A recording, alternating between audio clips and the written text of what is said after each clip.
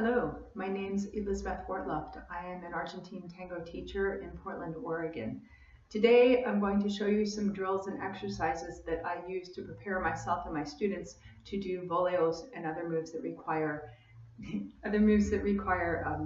having a loose leg and good balance. Apparently my cat is also going to help today with the videoing.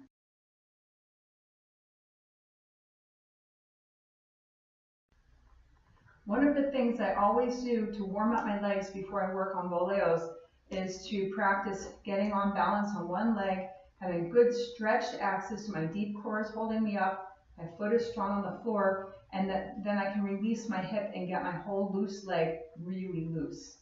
So you can hold on to something if you don't have very good balance yet, or if you're just warming up for the day, or you can stand in the middle, but you don't want to sway around.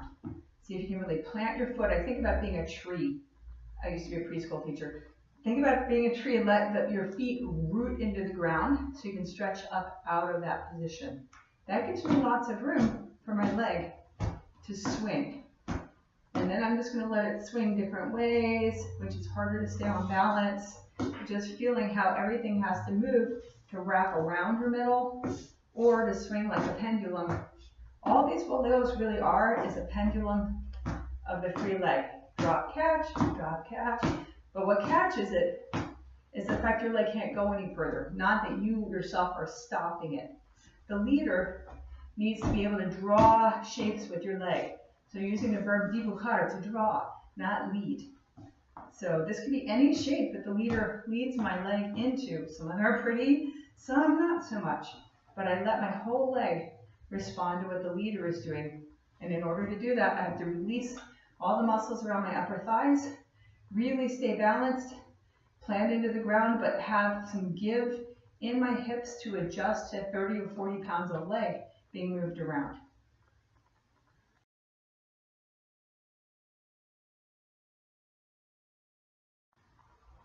In general, in tango, and when you're walking, when you switch from one foot to another foot, there is a slight pendulum from one hip joint to the other, so you can keep your head on balance over that foot.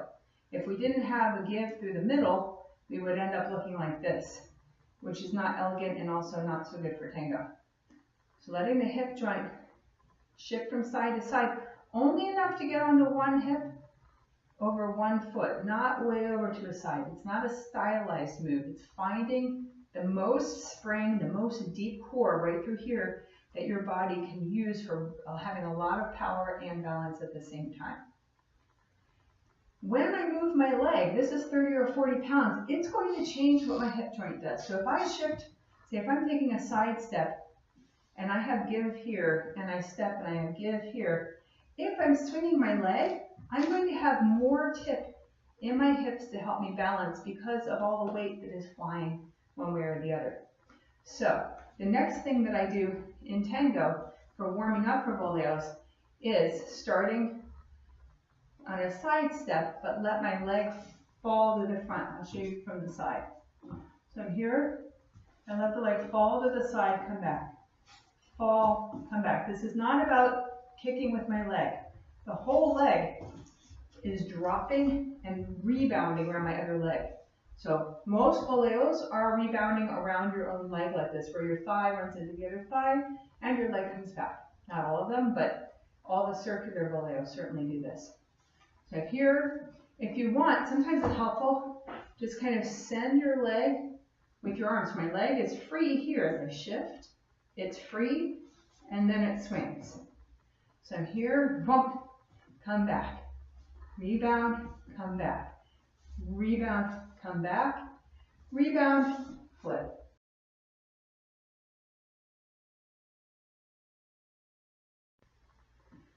Just as when you're driving a car, if you're at a stop sign and you hit the gas, you're not going to go 60 miles an hour right away.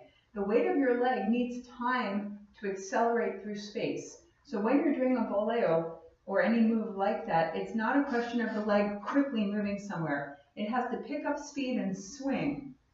This also is going to change how you move and how you pivot while your leg is swinging. A boleo is a sequential, gradual move You see the quickness, you see the change in where the foot is, but really it's about letting the hip joint move and let the leg follow through with it.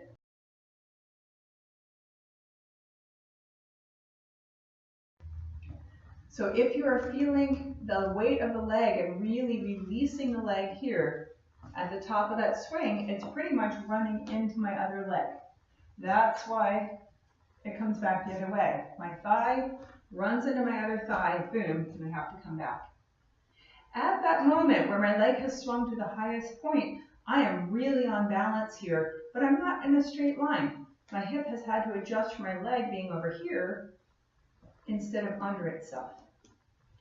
At that moment, I can do a lot of pivoting on balance that I cannot do while my leg is on its way to a spot. So the next exercise that I do is letting my leg go, and then when it's at the top, pivoting around. So I'm here and shifting weight, let the leg go, and in a lot of cases for my students, I have them do the first exercise a couple times. Make sure the leg is swinging, make sure you're on balance, and then when you've got it, then flip and shift weight. I'll do that to the other side. So I let it feel when it's working. I could do 1, 2, or 3 of these. When it feels just right, I can flip. Why? Because at that point, I have the best pivot around my middle because I'm on my best balance. Boom. So I can do this down the room, here, and shift and either do 1, 2, or 3 warm-up moves, and then flip.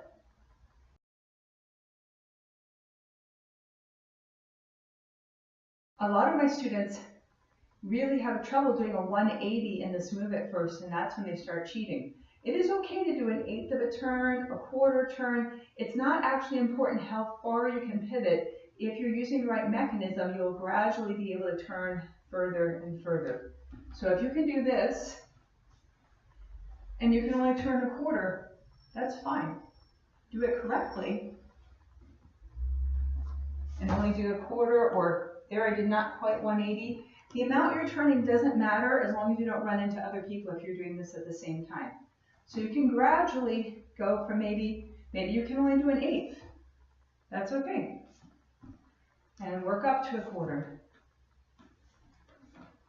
And work up to a 1/2.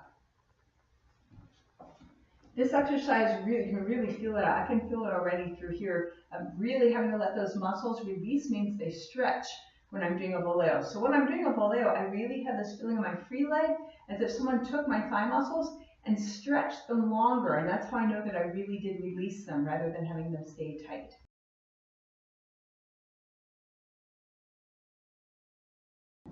I call this next exercise the skater's twirl. So what I want to do, just like an ice skater, when they pull their body in and they go faster and faster and faster, I'm finding my balance on my axis while rotating and then trying to go a little faster. So the first version of this, I'm just stepping and spinning until I can't spin any further. Now, I could spin and then pull everything in and I go a lot faster. So both of those. So first, just everything stays out, sort of like a planeo. You want to stay in the middle there.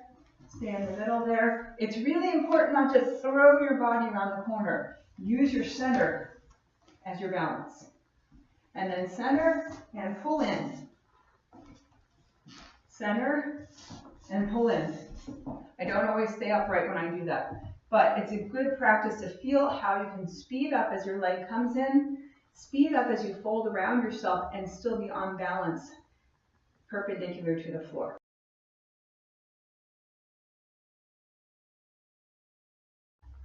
So let's put the skater's twirl together with the leg and touch kind of move. So if I'm coming down the room, I could twirl and go. Twirl and go. And at first, do it with that stop. So twirl, stop, and go. Twirl. Make sure you're on balance here before you do the other part. It's a little bit harder to keep going, but it also keeps you stopping here. Also makes sure that you are not cheating. And go. Spin and stop. Spin and stop. And you don't need to take your hands out. It's useful kind of for balance and feeling a wideness in the movement. But of course, if you were dancing with someone, you wouldn't have the ability to do that.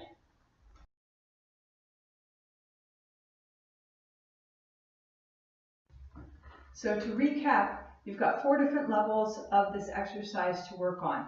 One is just skater spin, practicing the on balance with a stretchy support leg and the other leg not contributing to the movement. Second, swinging the leg, getting it soft, and then flipping while your leg is wrapped around yourself. The next one, spin, skater spin, stop, and do the other half. And then the really hard one is keep spinning and stop. And really see if you can nail that landing so that you're not falling over. You really notice here I'm still on the same balance. So those are 4 exercises that I use. They're not so easy, but tango's not that easy. You've got to practice. Hope that those are helpful for you, and have a great day.